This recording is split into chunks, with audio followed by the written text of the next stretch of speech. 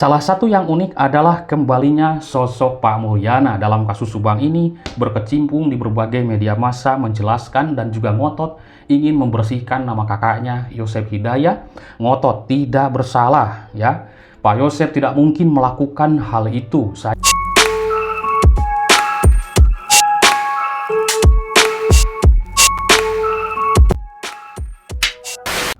Halo teman-teman, dimanapun Anda berada, kita lanjutkan kembali pembahasan kasus pembunuhan Ibu Tuti dan Amalia di Subang, Jawa Barat ini. Kita tidak bisa membayangkan bahwa nanti di persidangan ini akan cukup ramai sekali tentunya. Itulah analisa saya sendiri, ya mungkin teman-teman juga demikian ya. Karena banyaknya ratusan saksi dan juga ratusan barang bukti di dalam kasus Subang ini yang begitu sudah didapat oleh pihak kepolisian. Ini tentunya sudah tidak bisa dibayangkan lagi karena ketika kita melihat pas prarekonstruksi dan juga rekonstruksi yang dilaksanakan dulu ya teman-teman, itu Ramdhanu itu mempraktekkan segalanya dalam kasus ini, tapi ketika melihat keterangan dari Yosef Hidayah, yaitu beliau ini bingung apa yang harus dilakukan. Keterangan Roman Hidayat mengatakan Yosef itu sesuai dengan arahan dari Ramdhanu ini, dan sampai saat ini meskipun Ramdhanu sudah mengatakan para pelakunya, yaitu disebutkan oleh Danu ini Yosef, Mimin, Arigi dan juga Abi, tapi mereka yang empat ini belum mengakui, masih menolak dan tidak sama sekali katanya melakukan hal pembunuhan ini. Nah, yang tentunya ini nanti di pengadilan sudah tidak terbayangkan lagi akan adanya perang, teman-teman. Ya, perang pendapat, perang pengakuan, perang tidak bersalah atau apapun itu banyak sekali nanti akan dikupas habis, teman-teman. Dan Ramdhanu mengajukan sebagai justice kolaborator. Artinya, yaitu orang yang bekerja sama dengan pihak kepolisian dalam membongkar sebuah kasus. Jadi wajar saja banyak pro dan kontra di masyarakat, ada yang percaya dengan keterangan Ramdhanu 100%, ada juga yang belum. Itu wajar sekali, teman-teman. Karena melihat rekonstruksi dan juga prarekonstruksinya. Seperti itulah kejadiannya apa yang diterangkan oleh Ramdhanu. Baik, teman-teman, di video kali ini juga saya ingin menjawab dari pertanyaan salah satu teman-teman yang di kolom komentar ya. Saya ambil salah satunya di sini karena ini menarik juga, luar biasa.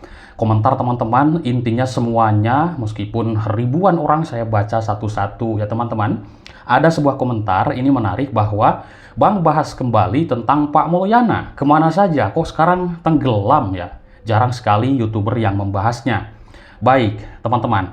Untuk menjawab hal itu, mungkin saya akan melihat dari berbagai keterangan media massa yang sudah tertulis. Di sini ada 4 aksi janggal, yaitu Mulyana di kasus pembunuhan di Subang, Jawa Barat ini.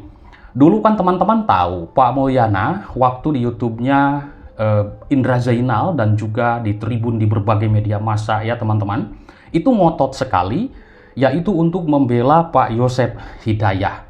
Dan juga ngotot untuk bersihkan nama kakaknya, Yosef Hidayah, dalam kasus Subang ini.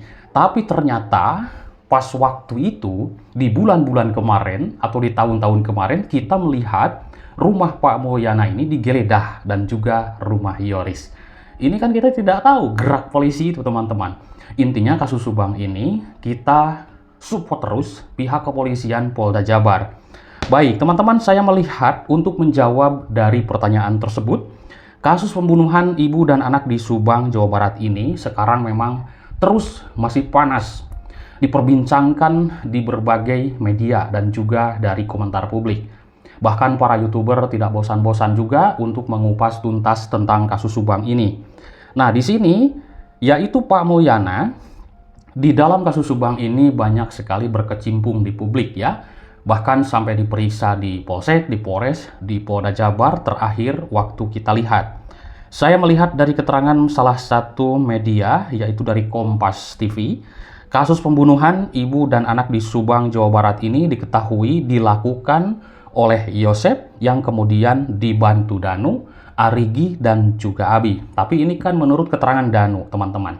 Kita belum tahu yang sebenar-benarnya. Kita tunggu saja nanti di pengadilan. Apakah benar apa yang dijelaskan oleh Ramdhanu ini 100% benar, membantu, disuruh Yosef mengambil golok dan lain sebagainya. Karena itu kita sudah melihat rekonstruksi dan juga prarekonstruksi. Para tersangka ini sekarang sudah kita lihat berhasil statusnya ditetapkan oleh kepolisian Polda Jabar sesudah Ramdhanu menyerahkan diri. Saya pun kaget sekali kenapa kok Ramdhanu menyerahkan diri ya, teman-teman. Kan keluarga dia juga yang terbunuh itu. Ini pun menjadi tanda tanya kita semuanya. Biasanya kalau keluarga itu akan menutupi, tapi mungkin harus seperti inilah kejadiannya, seperti itu. Atau juga mungkin Ramdhanu sangat-sangat tertekan, ada sebuah ancaman dan juga intimidasi dari yang lainnya. Karena itu sudah kita bahas. Oke, diduga motif dalam kasus ini yaitu motif utama dari Yosef Hidayah kenapa membunuh Ibu Tuti dan Amalia di Subang, Jawa Barat ini, dugaannya sudah banyak dibahas adalah motif dari yayasan tersebut yang sudah didirikannya. Itu sudah dibahas juga oleh Kombes Pol Surawan. Diduga motivasi mereka, motivasi Yosef membunuh istri dan anaknya itu adalah dari sebuah yayasan tersebut. Bahkan kini polisi mengembangkan juga di dalam kasus tersebut hingga ke tahap yaitu penyelewengan dana. Akhirnya Yoris pun dipanggil kembali ke Polda Jabar, teman-teman. Nah, karena dugaannya yaitu menyelewengkan dana pemerintah atau uang dana BOS, bantuan operasional siswa ya, bantuan operasional sekolah dari pemerintah itu untuk kepentingan pribadi, bukan untuk kepentingan sekolah. Itu dugaan-dugaan yang sudah dikupas habis juga oleh Kabid Humas Polda Jabar di salah satu media. Nah, teman-teman, bahkan polisi juga sampai menemukan fakta bahwa yayasan yang dipegang oleh Yosef Hidayah yaitu memiliki siswa fiktif. Ini yang berbahaya, siswa fiktif. Misalkan ada data di data Dapodik 167 siswa SMK, misalkan 200 sekian siswa SMP, tapi yang ada hanya 5 orang. Itu pun fiktif. Karena dana BOS itu sesuai dengan data siswa yang ada di Dapodik. Nah, ini ada yang bertanya, lah kenapa? Apakah diaudit? Apakah tidak? Ini kan harusnya diaudit sesuai dengan data Dapodik, misalkan 167, 200 sekian diaudit. Benar nggak ada siswa tersebut? Waduh, luar biasa teman-teman. Panjang ceritanya teman-teman. Apakah diaudit dan tidaknya kita tidak tahu ya, karena belum ada pembahasan masalah hal itu. Salah satu yang unik adalah kembalinya sosok Pak Mulyana dalam kasus Subang ini, berkecimpung di berbagai media massa menjelaskan dan juga ngotot ingin membersihkan nama kakaknya Yosef Hidayah, ngotot tidak bersalah ya. Pak Yosef tidak mungkin melakukan hal itu. Saya sudah pres dan sudah marahin katanya di rumah waktu itu. Nah, Mulyana ini sudah kita ketahui adalah adik dari tersangka Yosef Hidayah. Setelah insiden pembunuhan tersebut, Mulyana ini sampai mati-matian untuk membela kakaknya yang ramai dituduh jadi pelakunya. Ramai sekali di publik. Saya pun membaca komentar-komentar itu sangat ramai sekali menjurus ke Pak Yosef dan juga Yoris waktu itu. Tapi sekarang ternyata kenyataannya adalah Ramdhanu mengakui perbuatannya dan menyebutkan nama-nama yang lain. Yoris tidak ada dalam apa yang disebutkan oleh Ramdhanu ini. Oke, di dalam berbagai media massa saya menyimak yaitu Pak Mulyana ini secara mendadak digeledah rumahnya di tahun 2023 oleh penyidik kepolisian Polda Jabar terkait kasus pembunuhan Ibu Tuti dan Amalia. Rumah yang diperiksa polisi itu adalah milik Yoris dan juga Mulyana. Dan kalau ada bahasa digeledah, kemungkinan yang dulu kita bahas masalah laptop pasti ya sudah diambil, teman-teman. Ya, semoga saja di sana data-datanya belum terhapus. Karena di sana adalah, ya saya sendiri yang mendengar, itu adalah laptop Amel menurut Yoris. Semoga saja data-data penting di sana, kalau misalkan sudah disita kepolisian, belum terhapus seperti itu. Dan semoga pihak kepolisian yaitu dapat petunjuk dari sisi manapun. Seperti itu sesudah dilakukannya penggeledahan rumah Mulyana dan juga Yoris. Seperti diketahui, waktu itu Yoris sudah menjadi perbincangan publik. Dan juga publik curiga juga terhadap Yoris, terhadap Pak Mulyana. ini kesana kemari ya teman-teman.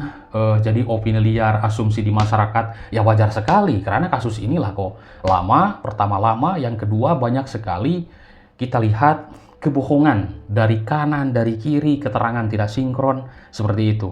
Waktu itu rumah Mulyana yaitu digeledah kepolisian. Nah, namun yang saya lihat dari keterangannya pihak kepolisian enggan menjabarkan apa saja barang-barang yang dibawa penyidik.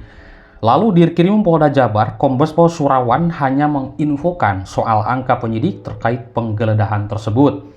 Atas informasi yang diurai kepolisian, publik juga memang dibuat terkejut karena Mulyana juga turut disoroti oleh penyidik. Kan sudah beredar videonya, Pak Mulyana pun langsung dipanggil di Polda Jabar ya. Seusai semua para saksi, terus karyawan yayasan, staf yayasan, para guru, keluarga dari Yosef, dari Ibu Lilis, semuanya diperiksa. Akhirnya Pak Mulyana pun menjadi sorotan. Dan bulan-bulan kemarin Yoris pun juga turut diperiksa kembali, yaitu terkait dugaan dari pencucian uang, korupsi seperti di yayasan tersebut. Tak seperti Yoris ya, memang kerap juga Yoris ya, sering dikaitkan juga dengan kasus Subang ini. Mulyana terhitung ya jarang terdengar namanya. Makanya ada sebuah komentar, Bang bahas kembali saksi-saksi yang tenggelam dan juga bahas kembali tentang Pak Mulyana kemana saja sekarang jarang tersorot media massa. Tapi meskipun begitu ya Pak Mulyana ini ya masih saudara dengan Ibu Tuti ya, dari Pak Yosef kan masih keluarga besar. Ada juga yang berkomentar harusnya ini keluarga besar itu yang paling vokal dalam menguak misteri kasus ini. Ada apa sebenarnya di keluarga ini? Karena ini sudah banyak sekali yang menyimpulkan. Ini di publik saya baca banyak komentar ya. Saya pun sambil membaca komentar teman-teman di sini bahwa ini adalah konspirasi dan keluarga tidak mau mengungkap kasusnya karena ada sebuah kepentingan. Bisa saja kan ini dugaannya adalah harta teman-teman. Seperti itu. Oke teman-teman, besok kita lanjutkan kembali. Mungkin itu saja yang bisa saya sampaikan. Terima kasih, kita jangan patah semangat dalam mengikuti kasus ini sampai tuntas nanti di pengadilan. Terima kasih. Bye-bye.